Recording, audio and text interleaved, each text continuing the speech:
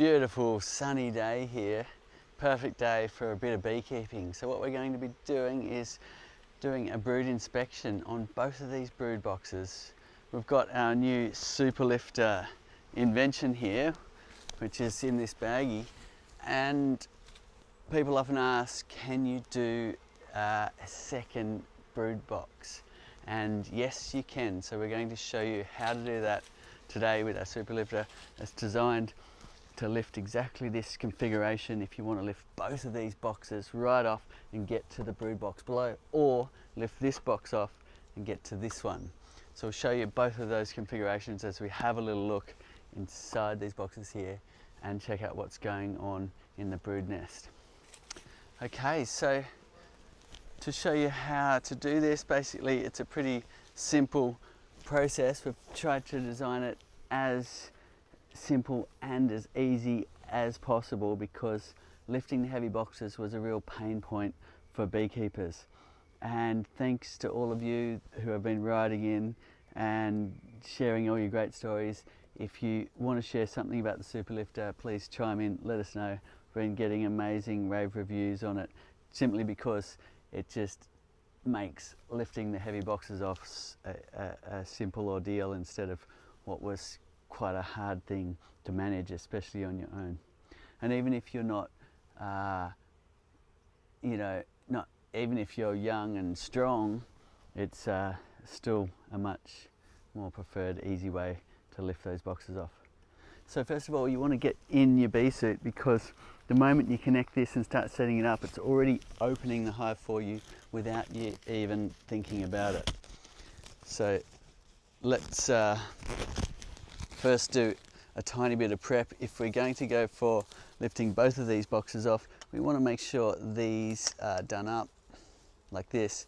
Now, oftentimes the bees will glue these boxes together and you can get away without the latches, but we really do recommend using the latches just in case. You don't want your boxes falling apart, especially when the bees are new to that super and they haven't really glued it together.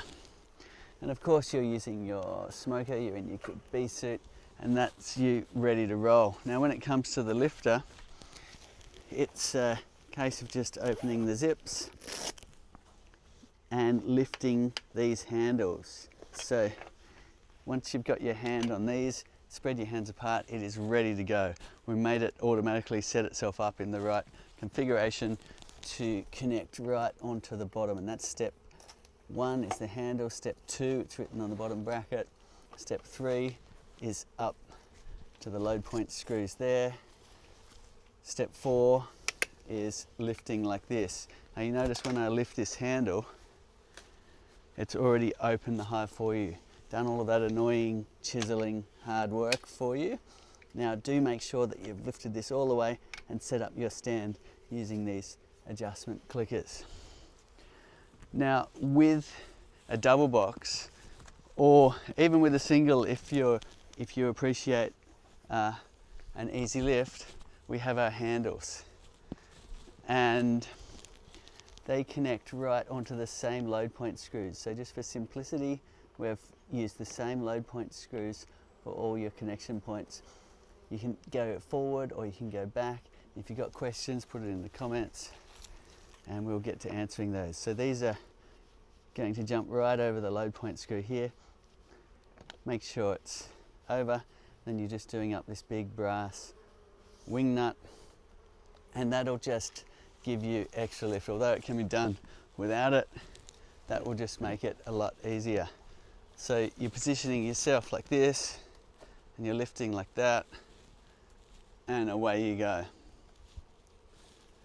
So I find it easiest to just step 1 foot down the side of the hive and then you're ready to do your beekeeping. So that was so much easier than the old method of wrestling a couple of boxes off. Oftentimes you need 2 people, or you might be taking frames out to make it lighter just to get the box off. But here we are in what was an effortless way to open your hive. Let us know what you think and chime in if you've already got a lifter.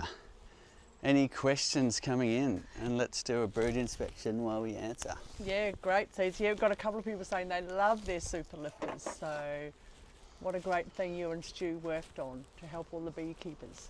Okay, fantastic. Oh, there's another one from someone from Maui's just come in saying how much they love their Superlifter. But a question coming in from Kay Pringle. I've heard that queens live for like 5 months to 2 years. Is this correct? Even longer actually. She can live up to 5 or 6 years, which is amazing when you consider that she started off as the same egg that would have been a worker bee, and she got fed royal jelly for her entire larvae stage, whereas all these worker bees got fed plant proteins on about day 3 in the form of their bee bread made from pollen. So just through that epigenetic switch, she gets supersized, and instead of living 6 weeks, she lives 6 years, and she's longer and she can lay a couple of thousand eggs a day. She gets bigger legs and all the things she needs to be a master egg layer in the hive. So it's pretty cool. Great. So this is a question that comes up quite a lot, and it's like if you're with your brood inspection, if you happen to see queen cells, should you take them out to stop them from swarming, or should you do a split? Okay, so it's pretty normal to see queen cells in a hive, and if it's got no queen being raised in it or no larvae, then it's a queen cup. If it's formed and capped, then it's a queen cell.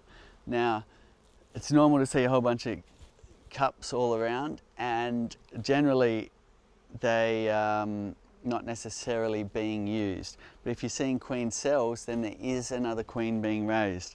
If you don't know what you're doing, just leave it for the hive to decide.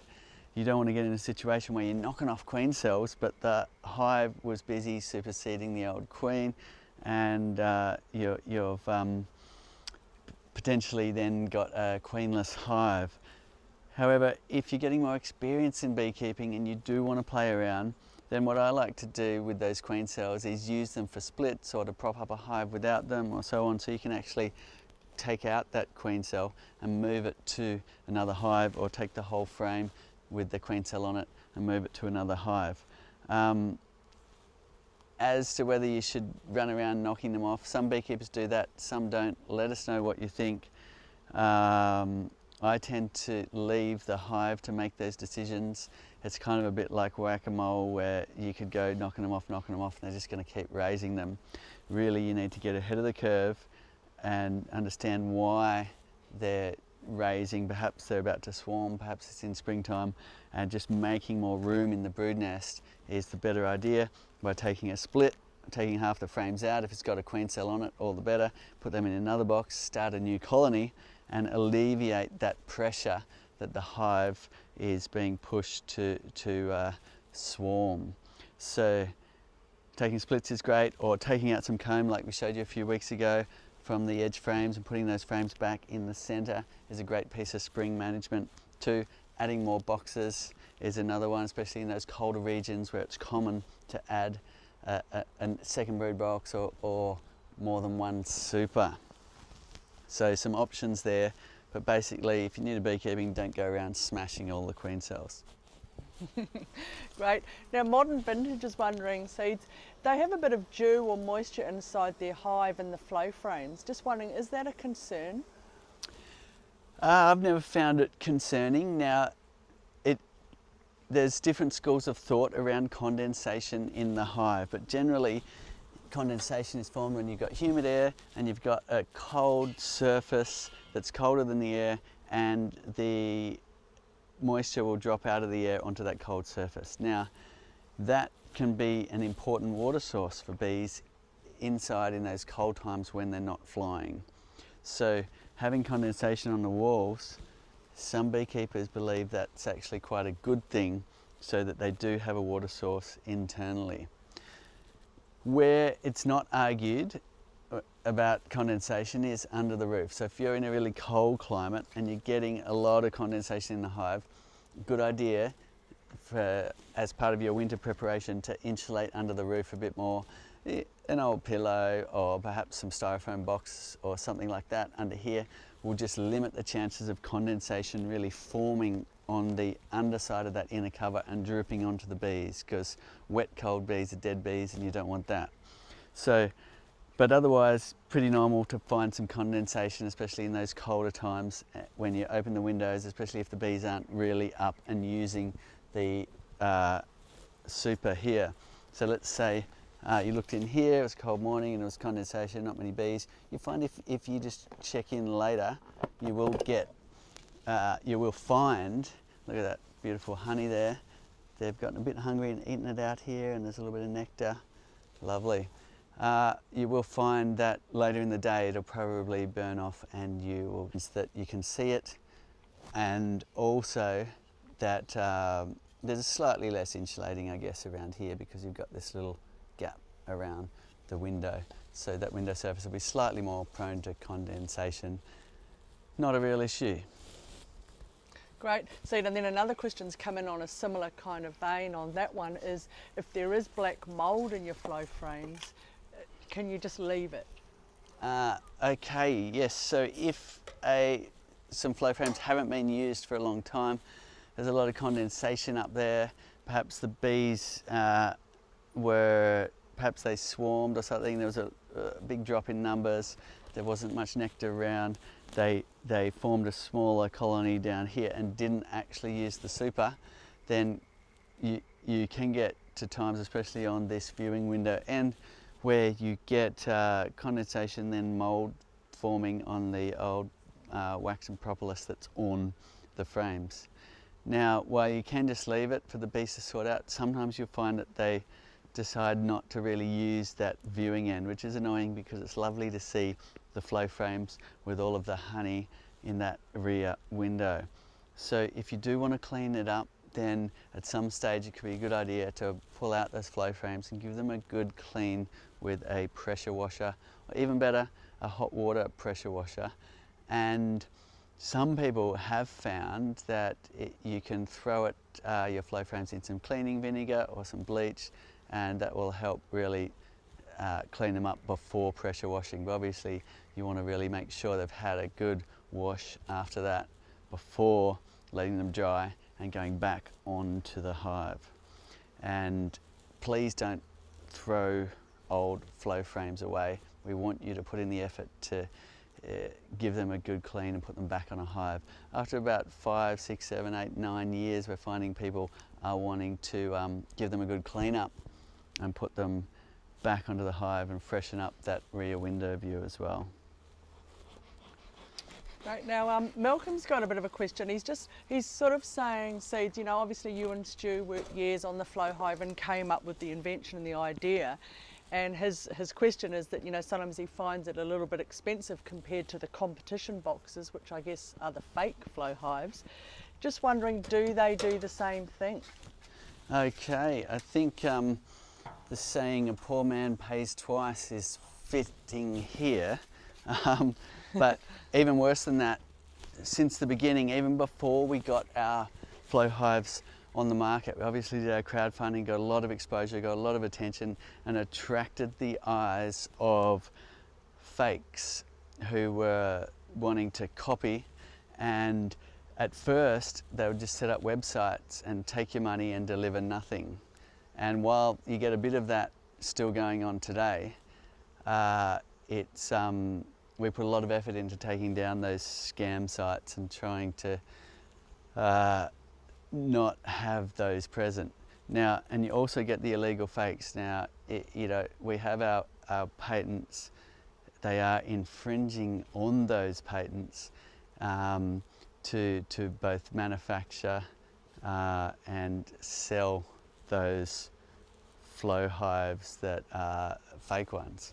Now, what's a bit sad is we've tested a whole bunch of them and found that while you might get them to work for a second, they're usually breaking fairly quickly, which is super annoying in beekeeping, because you end up with, what do you do with a whole lot of broken stuff in your hive?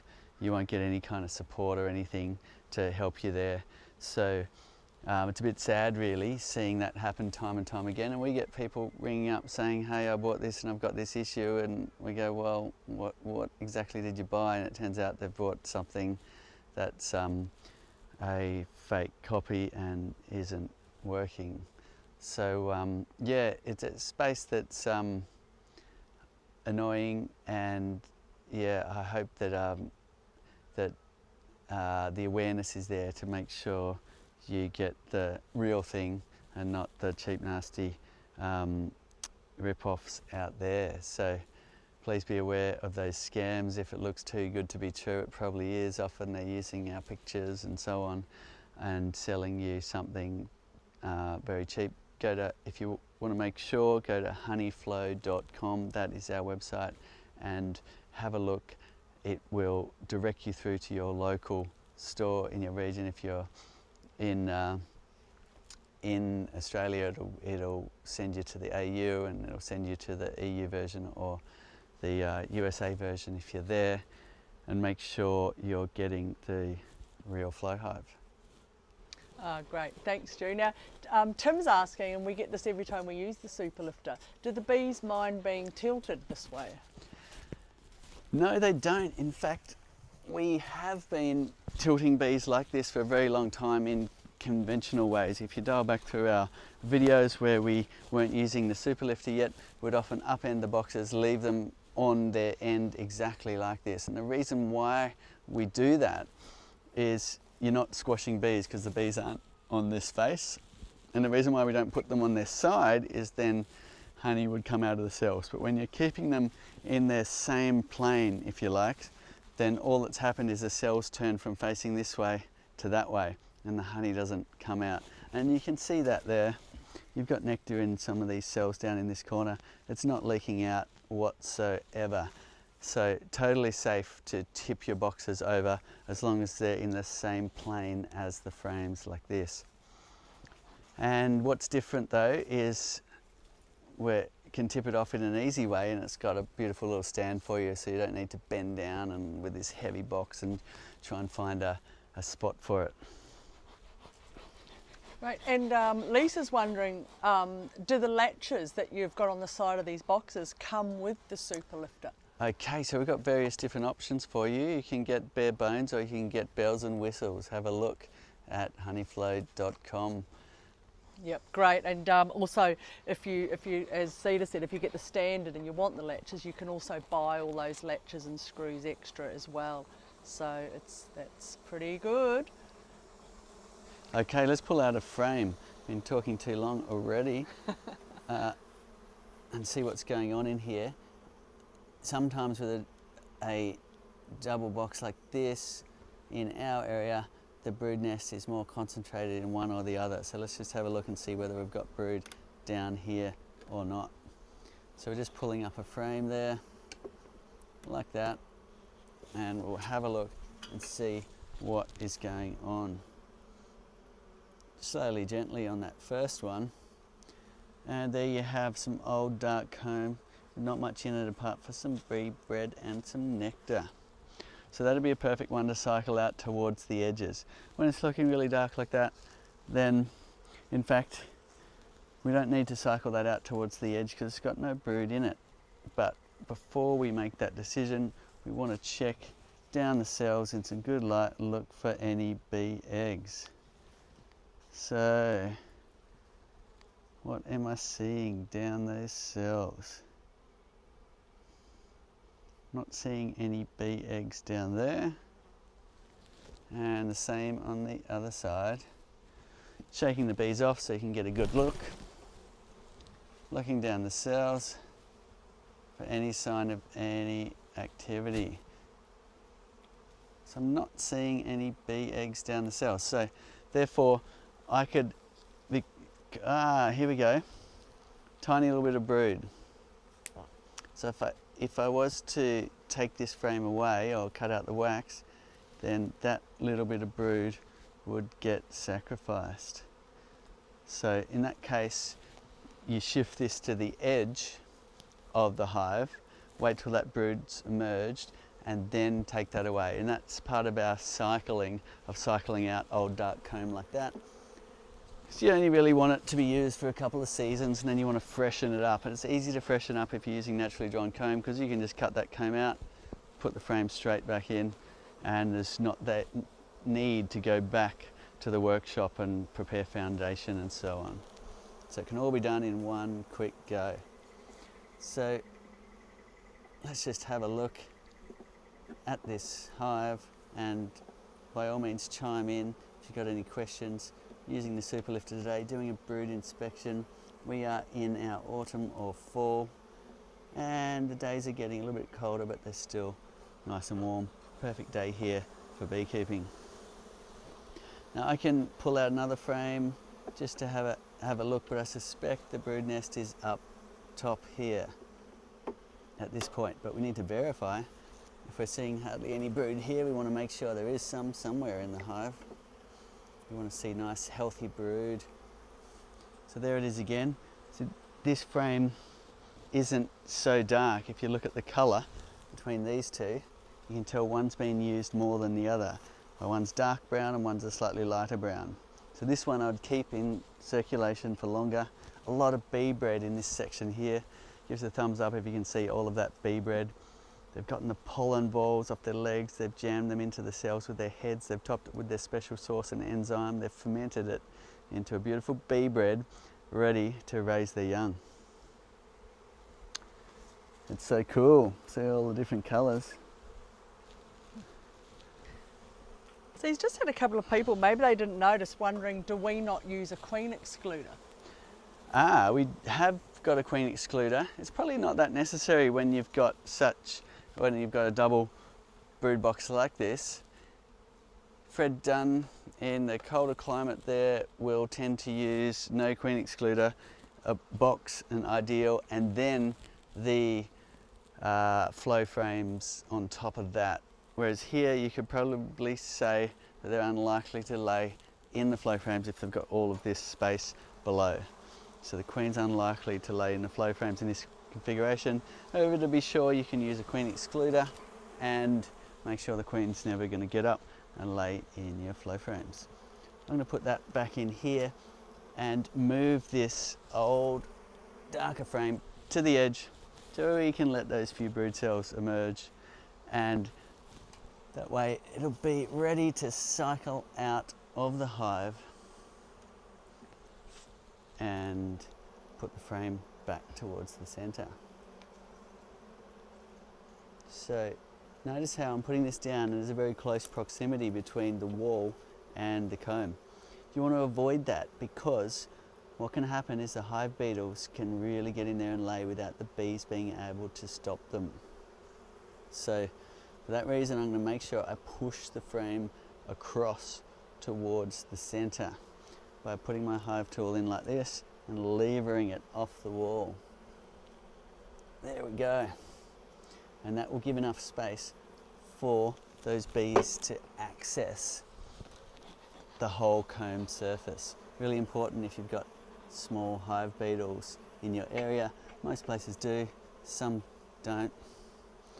And make sure we have that space. There we go. Good. Now I'm going to show you how to access the next box. So first of all, when this lifter closes, this edge is the only edge that's going to touch, and it's going to touch right here. So we want to brush and smoke any bees off this area there, and then we can put the box down and move the configuration up to the next one. So that's easy enough for me to pull back. In fact, just to show you, I'm going to use one finger on that, okay?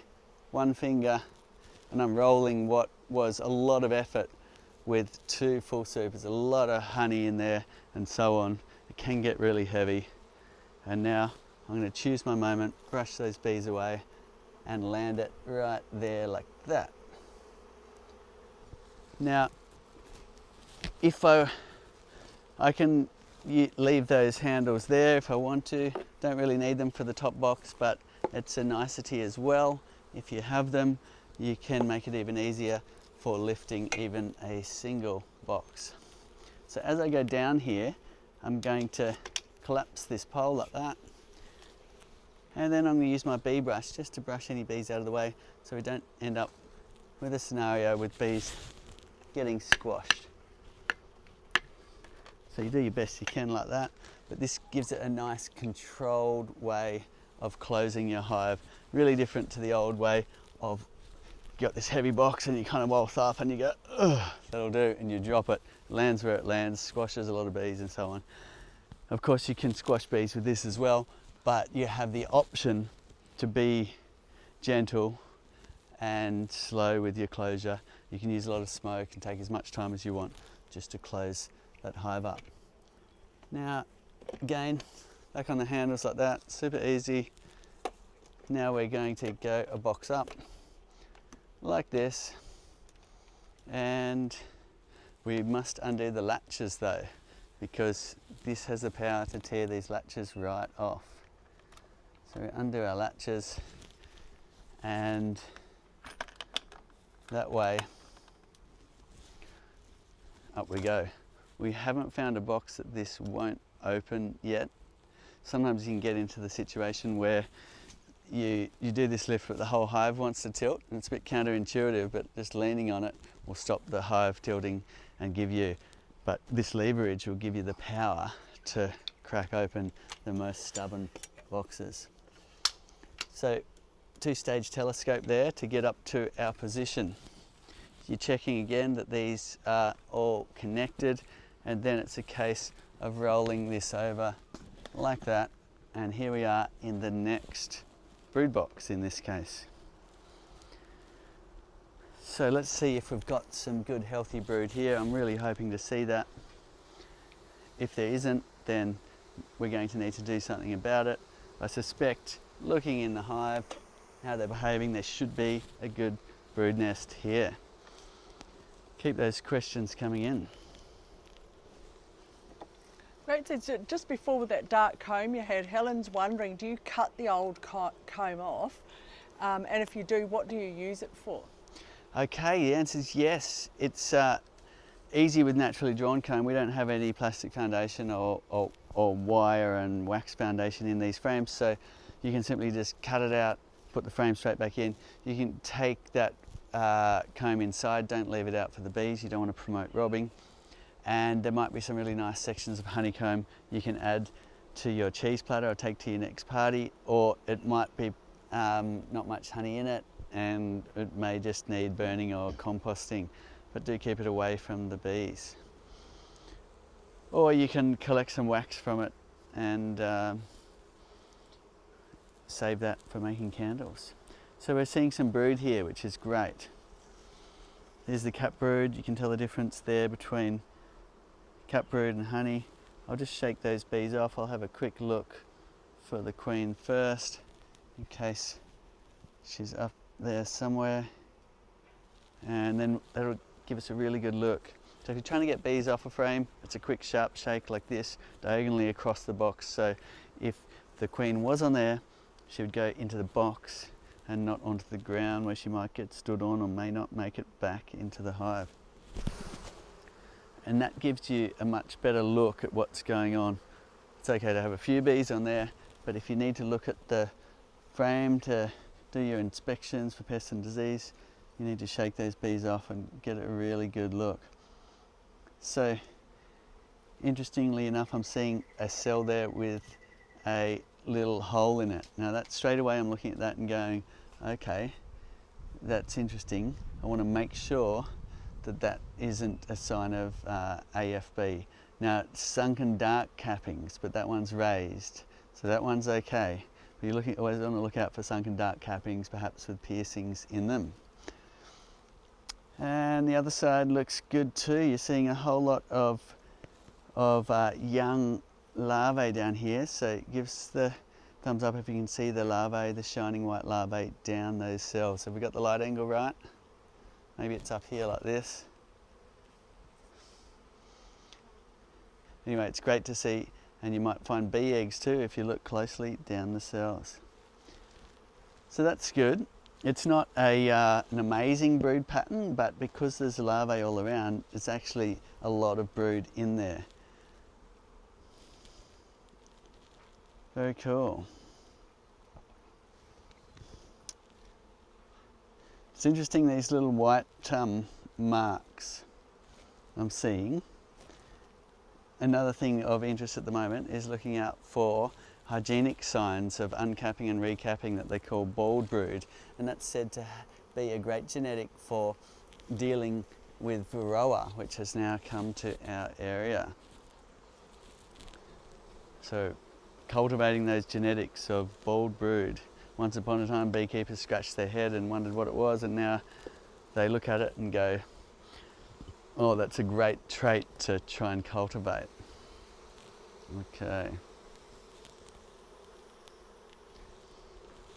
So there's a question, Danny's just wondering, is there a certain place where the queen often likes to be?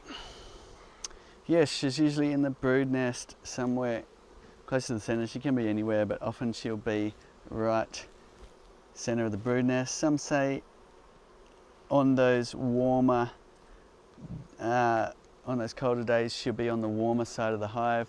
So you might like to look on this side of the brood nest first, so somewhere around here. We're right in the brood nest now. So we should have a quick look for the queen on this frame. So we're scanning across it, looking for her movement is often the way you pick it up. She has bigger strides, she moves differently to the other bees. You can find she's in a bit of a cluster here. You can give them a little tickle and they move apart, and that way you can see what's going on. One thing of interest here is you've got this bee is completely black and this bee is gold. And that's simply the genetics. The queen's gone and mated with a whole lot of drones from around the area, and some of them are darker and some of them are lighter. And once she's mated in that first few weeks, then she won't mate again, and that's it. The genetics is set, the temperament of the hive, the colour of the bees, the traits that she has in terms of production and also hygienic behaviour is all set by the queen and who she mates with. So I'm not seeing the queen here on this frame. Now, one thing we didn't get out was the frame rests. We could click them onto the side of the hive if we want to, or you can just lean your frames up like this, which is probably a nice way for you to get a little view of them every now and then. Okay, keep those questions coming in.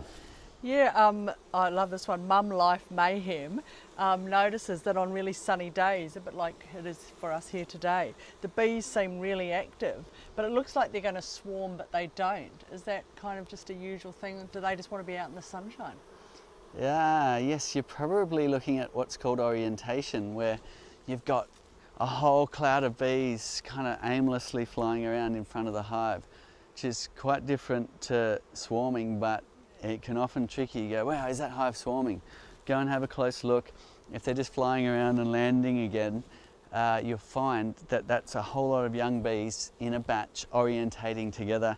They're checking for landmarks, they're flying for their first time, they're doing a few circles, they're coming back again. And they'll pick a nice warm sunny time. So especially if it's just been cloudy for a while or rainy and it suddenly turns into a nice glorious day, you'll often find that's the time when a whole batch of new bees will be doing their orientation flights, and it can look like swarming. Now, if you think a hive is swarming, come and have a look at the entrance and you'll probably see, if they are swarming, almost like a stampede, a marching stampede of bees almost flowing out of the entrance and taking flight. And half the hive will be then taking flight to form a big swarm ball in the air.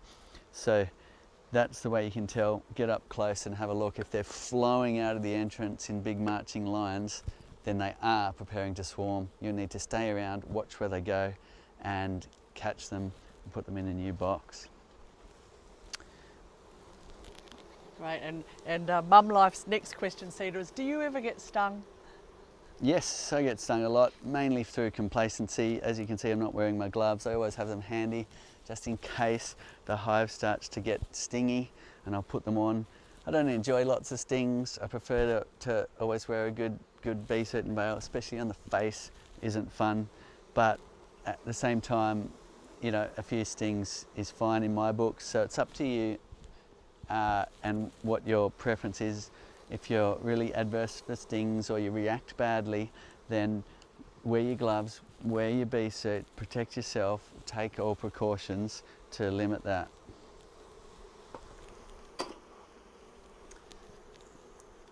Okay, there's the queen there. So I pulled that frame and it only took me half a second to see there.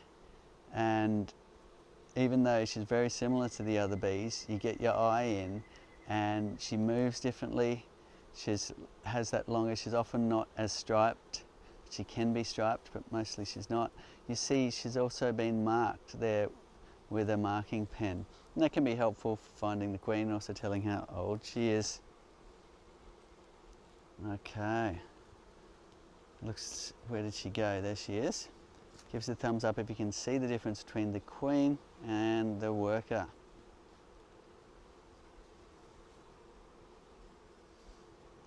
So the riddle of to the warmer side of the hive, in the fairly central, still in the brood nest, was a win here. It's exactly where she was today. Yeah, and in the second box. Yes, in the second box. Sometimes you'll find the brood nest will be in the below box, sometimes up. Just really depends on where the bees get going. They really don't have the need to fill a whole second box with brood. In fact, in our climate, we find they do better and store more honey in the flow frames with a single box. In the colder climates, people like to run a second brood box. Now she's just run around the other side of the frame. Where did she go? Her Royal Highness has darted around. She's playing camera shy right now. Did she go back again? Callum behind the camera often spots the queen before I can. He's got a really good eye for it. There we go. So that's her there. And sometimes she'll put on a show and lay while we're looking, but mostly they sense something's a bit different and they just wander around.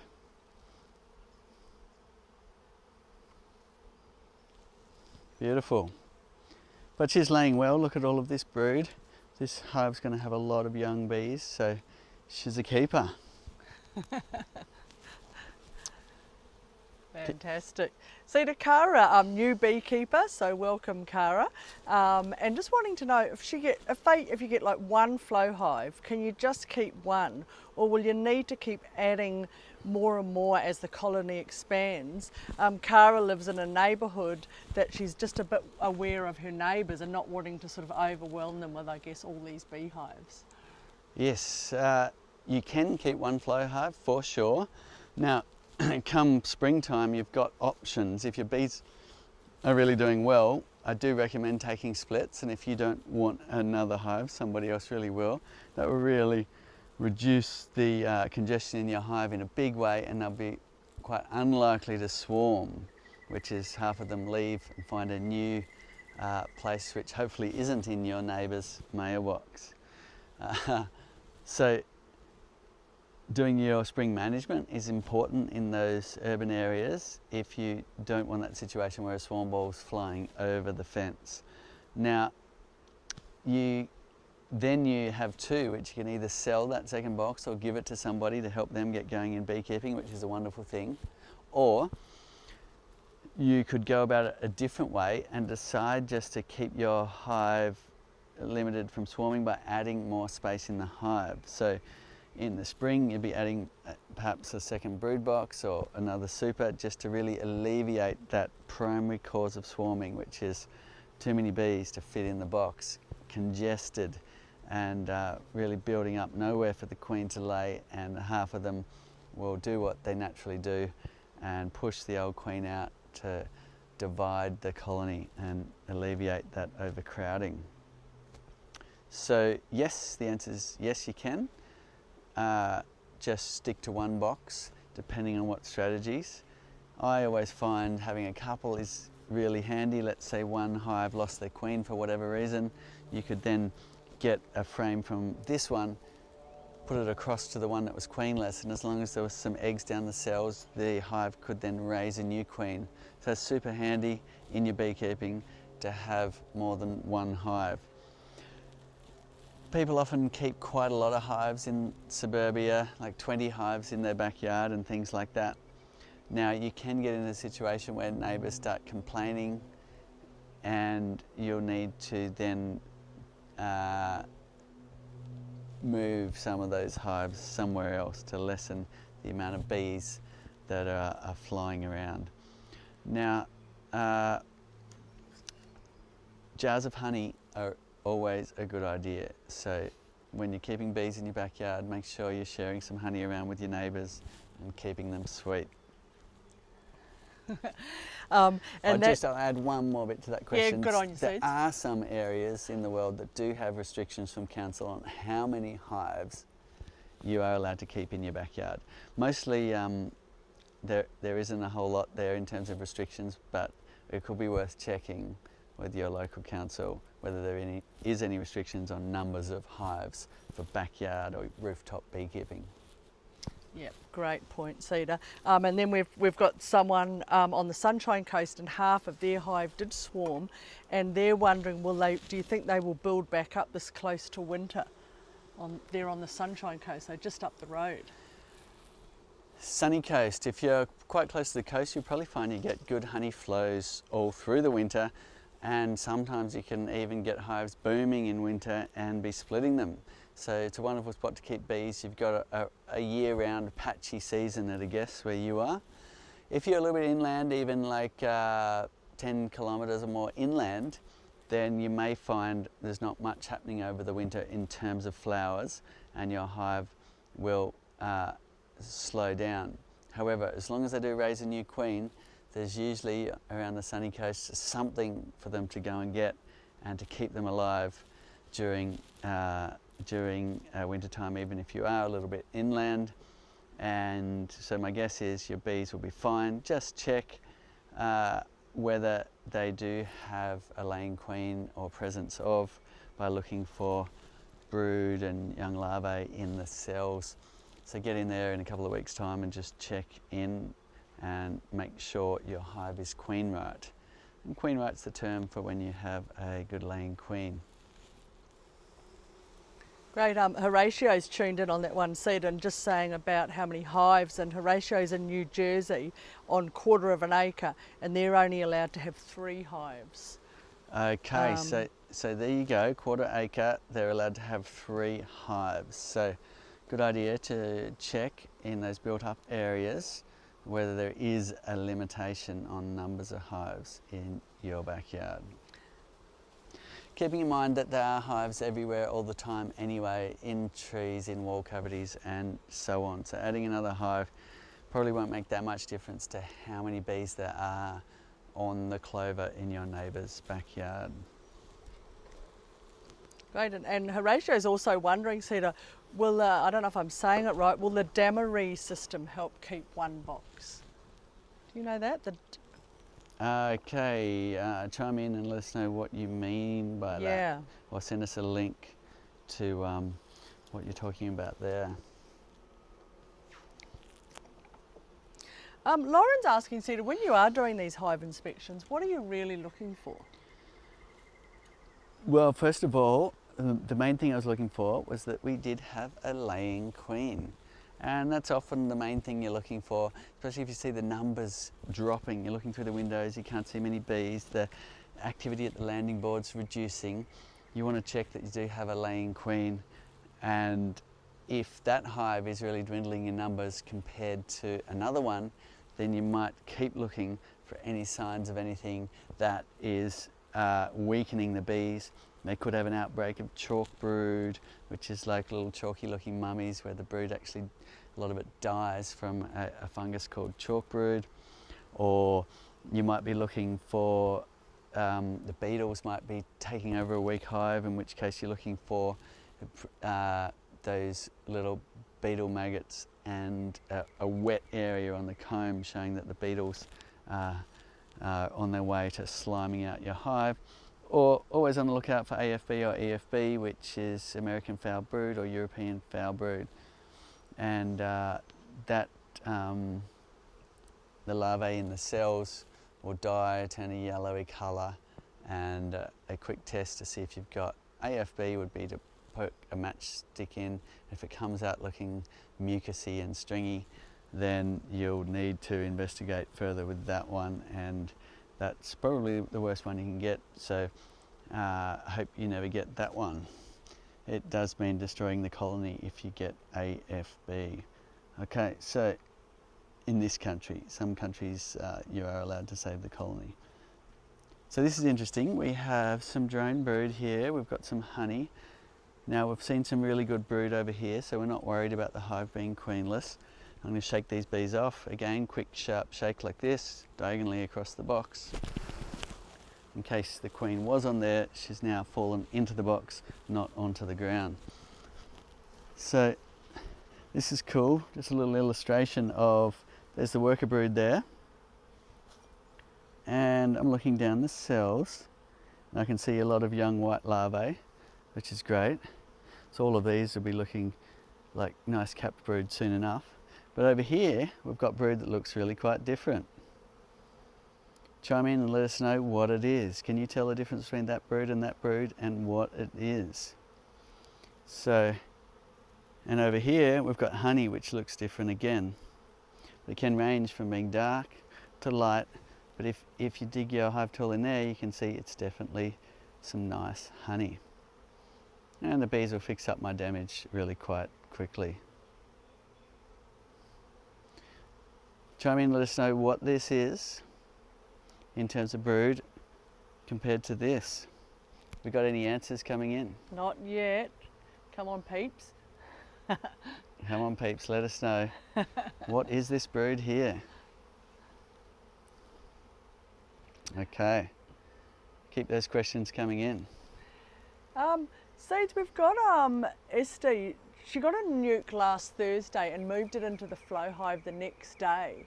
And then yesterday they checked the yellow tray and there was chalk brood in there.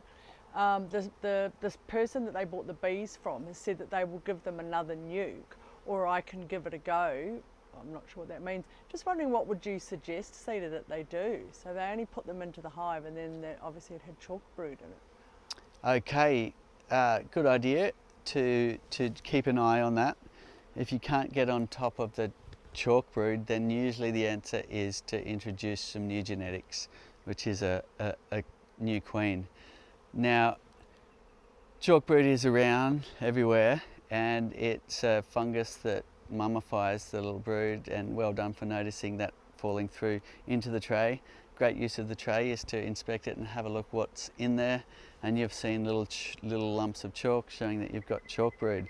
So just to run through it, the first thing people usually do, and this isn't the case in your case, but the first thing people usually do is move their hive into the sun, and that can often clear it up. But if that doesn't, then people tend to cycle out the old comb and give them a fresh start. So you're taking away a lot of that pathogen load of that fungus, and by cutting out some of the comb and putting in either new foundation sheets or putting the frames back in this case with a naturally drawn frame, just by cutting it straight out and putting this back in towards the center to lessen that chalk brood load. And if that doesn't work, then introducing a new queen will be the answer. So great you've been in contact with your beekeeper. They can help advise and help you out there, and sometimes you'll find it'll just go away on its own. Right, now people are tuning in, Seeds, with your question, and they're all saying drone brood. Drone brood, yes. We're getting a little bit teacherish here, aren't we? Mr. Anderson. So there we have drone brood. Here, I'll just shake the bees off again so you can get a really good look at it. Standing right in the flight path collecting bees here. So drone brood sticks out like lumps, like mounds. So they're the male bees. They live for about 6 months. Their job is to spread genetics. So they'll be taking off from the hive each day, flying to a drone congregation area, hoping that a queen will fly by on her nuptial flight. And that is their job. But the hive in lean times doesn't really need the drones in order to survive, so you will often see them when the honey flow stops, getting dragged out by the bees and their legs and wings being chewed off and discarded and sacrificed for the survival of the hive. Let's see if we can find a drone for you. No drones there. There's another great example. Drone brood sticking out like mounds, worker brood flush to the surface of the comb, and then you've got honey over here which has a different look again.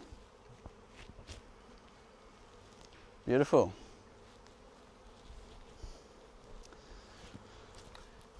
So it's Jack's wondering, do the bees only make a new queen in the springtime?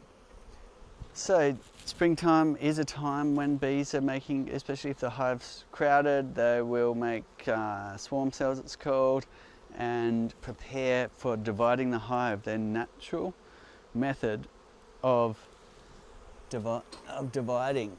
So that's when they'll be making a lot of queen cells, but other times of year they can often be raising a queen just in case. They might need to have their queen cups ready for that time when they suddenly need to raise a queen, and then what will happen is that queen will emerge into the hive 16 days later. Evolution shortened up the queen cycle, so because such an important job in the hive is laying those eggs, keeping the population up, because these worker bees only last 4 to 6 weeks, it means the queen's got to lay potentially a couple of thousand eggs a day to keep up with a booming hive. So that they want to get the hive with the laying queen as quickly as possible, so they keep feeding that larvae royal jelly, and she'll turn into a queen rather than a worker, and be a 16-day cycle instead of 21. Then a week or two for mating, and then she'll be away laying again in the nick of time before the numbers of worker bees die out.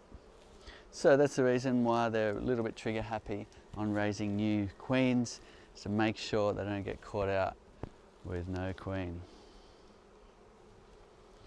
Okay, and also if the queen's not really performing, the hive will naturally supersede her.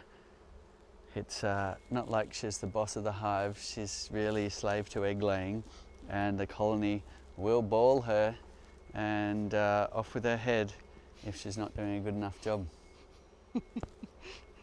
Oh look, I've just got customer support saying, hey Henny, I think you've been trying to get in touch with us about maybe some pieces. We will always get you sorted. Best thing to do, Henny, we're obviously based here in Australia. Email us at info@honeyflow.com. The other option is of course to call, and after live I'll give you a call back and figure out what pieces you're needing. But just be aware, we are in Australia, so I'm not sure where you are. And sorry that the pieces are not fitting together, but we can always get you sorted on that. Okay, good one. We got time for a few more questions, and we may as well have a look at another frame or two while we're here as well. Great, because Elizabeth's wondering, Cedar, do you find that the bees favour one side of the breed box? Because if they do, could you move a frame from the full side to fill in the other side of the brood box if one side seems to be being favoured? You certainly can manipulate frames around if you wish. It is a pretty normal thing to have the brood nest centre, then your pollen and honey stores out towards the edges. They like to do that because honey is also a nice thermal mass to help regulate the temperature that they're trying to keep just below body temperature here in the middle to raise their brood. Now, having said that, bees won't always follow the rule book, and as you say, their brood nest might be off to one side, which it is in this hive. It's more located in slightly to the camera side here. So if we pull out the next frame, we'll probably find that we've got brood out in this direction. And I don't tend to do anything about it. I just let the bees be bees and do what they like there. But if you want to, you can organise them more centrally. Just be mindful, if you are moving frames around, you don't want to press comb against comb and have that situation where the bees can't service an area.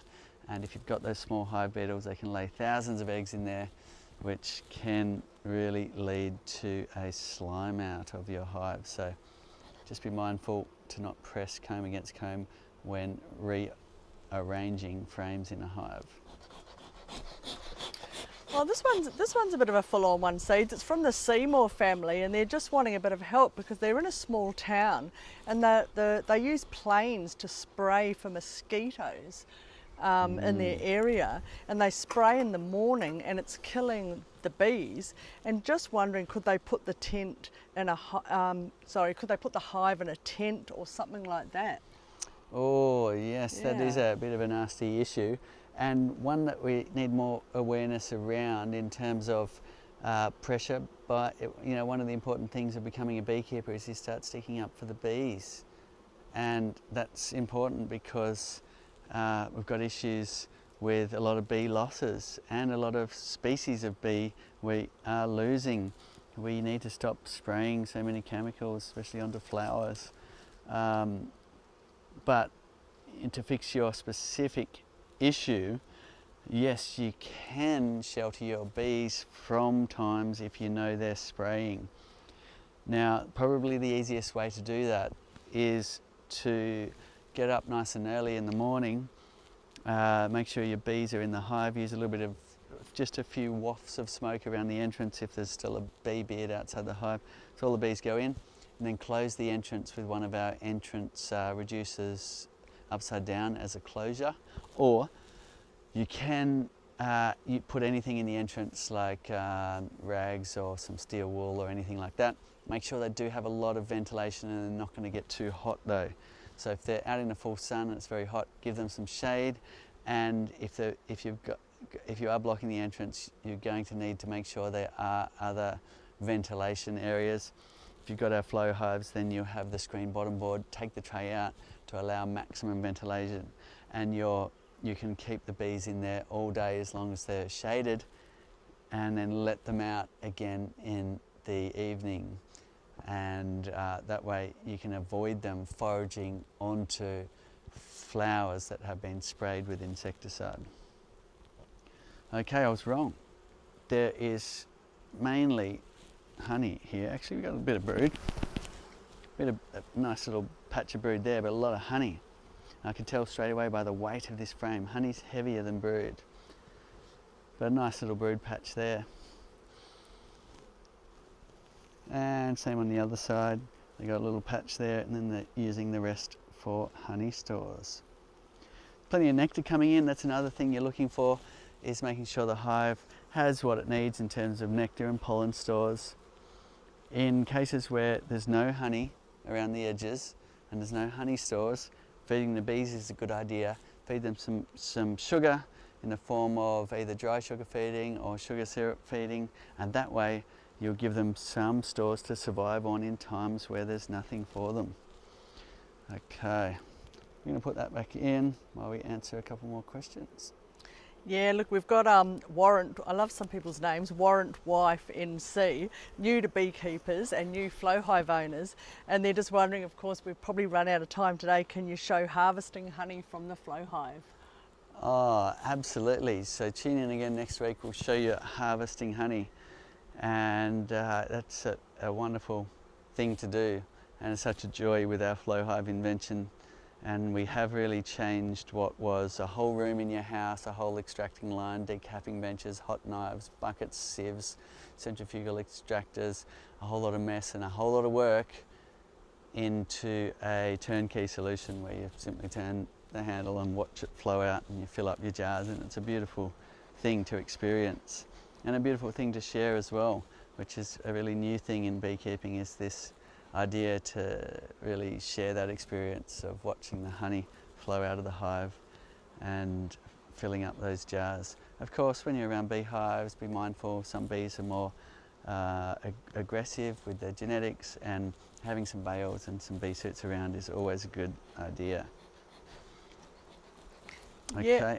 Yeah, because Nova's asking, Seda, would stingless bees produce honey like this, because they're a bit worried about having the bees around their kids. Okay, stingless bees here in Australia, Tetragonula carbonaria, which sounds like an Italian dish, but is actually a type of small bee called the stingless bee or sugar bag bee, and they're little black fly looking things that do form colonies and do store honey in much smaller cavities. So if you are keeping them in a little tiny bee box, it's usually just, you know, as big as this smoker stacked up, and usually just sitting on a stake somewhere. They're fun to keep around. I've got a few of them at home as well. And they will collect honey stores, but nothing like Apis mellifera, the European honeybee, does. You'll be lucky to harvest half a kilo or kilo of honey per year from the stingless bees. However, it's something to be prized. It is a beautiful thing. And what they do is they kind of mix the nectar and pollen kind of get mixed together when you get the stingless bee honey. So it's a really spicy kind of medicinal tasting honey you can get from them. It doesn't really warrant a whole invention because there's to get the honey out, like the flow frames, because they really don't make a whole lot of honey to speak of. Whereas a hive like this get you many bucketfuls of honey per year. So really different to the just tiny bit of honey you'll get out of the stingless bees.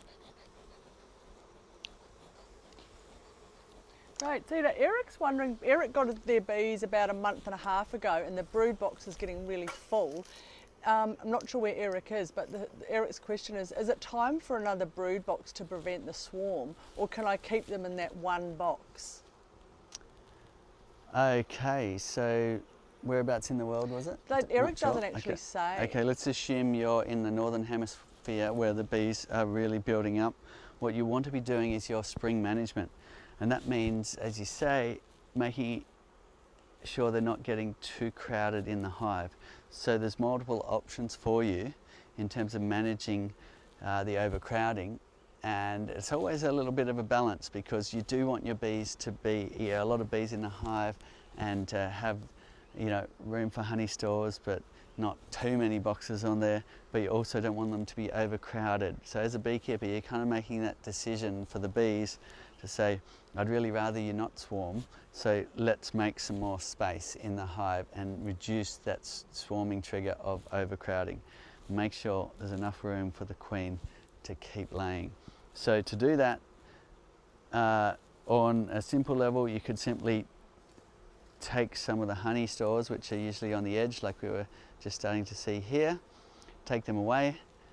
In terms of these naturally drawn combs, you can just cut it right out there in the field, put that in a tub away from the bees, and put that frame right back in the middle, and then it's a whole new frame that the bees will draw quite quickly with their matrix of honeycomb, and the queen will start laying, and that will reduce that. So do that with a couple of frames from either side towards the center.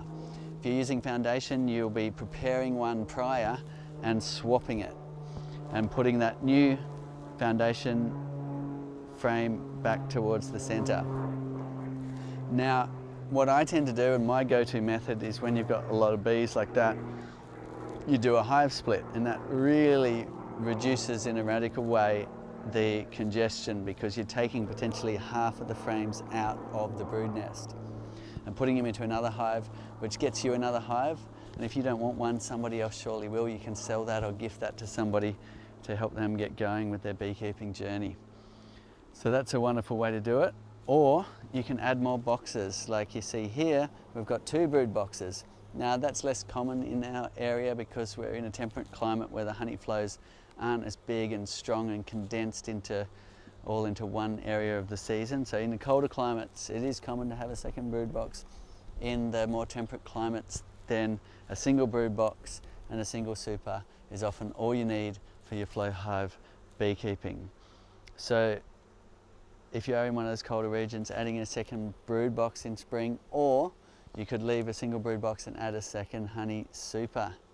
That could be a flow hive super or any kind of super. It could be a honeycomb collecting box, whatever you like. And that will allow the bees to move some honey from down below upstairs, reduce the overcrowded honey in the bottom. It's called honey bound, where there's nowhere for the queen to lay. So if your hive's got a lot of honey down in the brood nest, then you can manually remove it, or you can add more boxes and let the bees move it, and that will give new area for the queen to lay and reduce the chance of that springtime swarming tendency. Well done for noticing. Let us know how you go. Yeah, and Eric's just come back seeds, and he's in Tennessee in the USA. Okay, fantastic. Let us know whereabouts in the world you're tuning in from. Super interesting to us. We've got hundreds of thousands of beekeepers in all parts of the globe keeping our flow hives, so it's always interesting to hear where you are. Right, and Kim's wondering, Cedar, what happens if you don't have a laying queen? If you don't have a laying queen, your hive will slowly dwindle out unless they get it together to raise another one.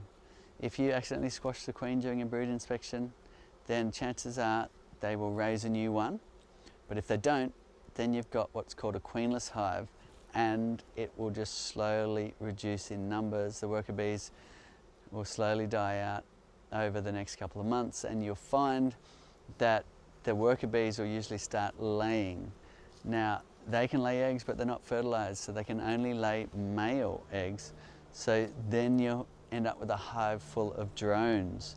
Now, male bees, drone bees, don't do any collecting of pollen or nectar for the hive, in which case you might find that your hive is just dying out, turning into a bunch of males that don't tend to do any work, and the hive just slowly dies out. So to rectify that situation, you want to get in there and add a new queen, hopefully from somebody who's breeding them with some great genetics, or if you've got another hive, you can take a queen with some eggs down the cells, take a frame with eggs on it. Let's say this frame here had some eggs down some cells. You could chuck that in the other hive. It'll benefit from the brood that is capped as well, because they'll emerge and be more bees in the hive to keep the hive going, and they'll often raise a new queen from an egg down a cell as well. I'm going to put that frame back in. The bees are being very patient with me, standing in front of their entrance and pulling apart their hive for a show and tell. Obviously, keeping beekeeping, you're often a lot quicker than this. You're in and out doing your jobs in the hive, but here we're doing a lot of time answering questions, so they have been open for almost an hour now, and it's time to close them up and put their hive back together. And we'll show you how to do that with our Superlifter invention. Right, and I better throw this question in, Seed. It's Ray Ledbetter, and Ray, he's asked a question, but he also thinks maybe this is not live, and it's, I don't know what Ray might think. But anyway, Ray, I can see your question, and the question Ray is asking is it best to let them swarm or to do a split? Always do get ahead of the curve if you can, because I mean, while catching swarms is fun, if you're using that as your go-to method rather than getting ahead of the curve, you're going to lose a lot of bees, because half the bees in springtime will fly off, and if they land too high in a tree or they go too far, you won't be able to box them up again. So it's a better idea and easier just to take some frames out of the brood nest and put them in another box beside it and do what's called a hive split, and that way you'll be reducing that congestion and doing your spring management and getting yourself another hive, which is a great thing. Okay, I'm just smoking the bees to get them out of the way so I don't squash them. Smoke's a good tool for moving bees. It's good, cool for calming bees. However, it does agitate them momentarily before they then calm down again. So slowly, gently with that last frame. Even with flow hives, we've provided extra space, much nicer to keep in the flow hive boxes than conventionals. Conventional boxes in this 10 frame size can really be quite tight, and often beekeepers won't even bother fitting the 10th frame in. So we've gone and added a little bit of extra space for you. At first you'll think, oh, there's too much space probably, but as you can see here, once you've got a whole lot of wax build up on the end bars and everything's getting a bit sticky, then you'll appreciate that extra room we've provided in the box sizing. Okay, smoking the bees out of the way while you push the end bar down. Sitting down there in the pocket, and we can then close up the hive again. Beautiful day for beekeeping today, nice and warm and sunny, and the bees are nice and calm as well. Okay, when we close this, now we had these handles here for the purposes of lifting the double box. If you want to see that, dial back in the video to the start where we were showing you how to lift a double box. But we've moved up to the top box now, and I'll remove these handles and we can put them away for next time. You simply wind that screw a little bit and away you go. Handy handles for making it even easier to lift your heavy boxes. Now it's a case of choosing a moment. As you can see, there's a lot of honey in here, and if you're holding a 10-frame box, people get really sore backs doing so. You're waddling up to the hive and you're just kind of letting it drop where it drops.